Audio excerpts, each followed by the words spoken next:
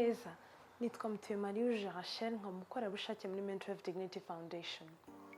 Kuri uyu munsi insanganyamatsiko tugiye kurebera hamwe ni iy'ibitekerezo byiza. Nk'uko twabibonye mu mavideo yabanje, ibitekerezo byiza bifite aho biva.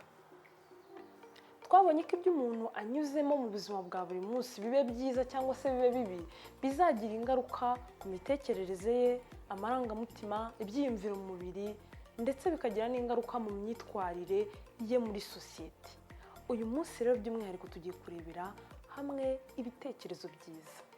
Ibitekerezo byiza bituruka ku bintu byiza umuntu aba yaranyuzemo.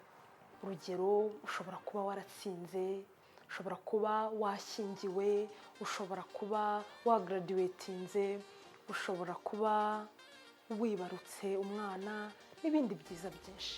Ibyo byiza byinshi cyangwa se ibyo byiza umuntu anyuzemo nibyo bituma agira imitekerereze myiza. Tugiye kubasangiza rero urutonde rw'ibitekerezo byiza byagaragajwe n'abahanga bakoresha eye movement desensitization and reprocessing therapy. Dore rero bimwe mu bitekerezo byiza byagaragajwe n'abatherapists bakoresha eye movement desensitization and reprocessing therapy.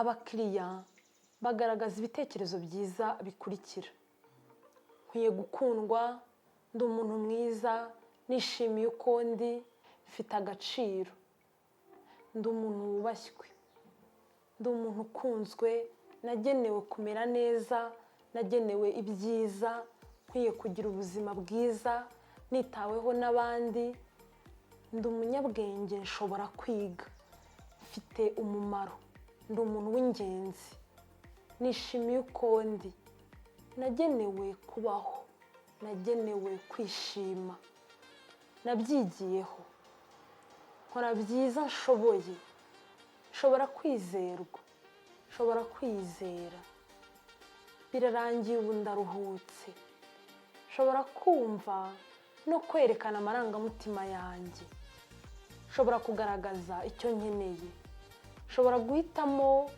kugihara, ndigenzura, ubu mfite amahitamo, ndakomeye, nshobora kubona icyo nshaka, nshobora gutsinda, nshobora kuba jye, nahangana nacyo, ndashoboye, nshobora guhitamo uwo nizera, nshobora kubona icyo nshaka, nshobora gutsinda, nshobora kuba jye, nkwiriye, n'ibindi bigiye bitandukanye.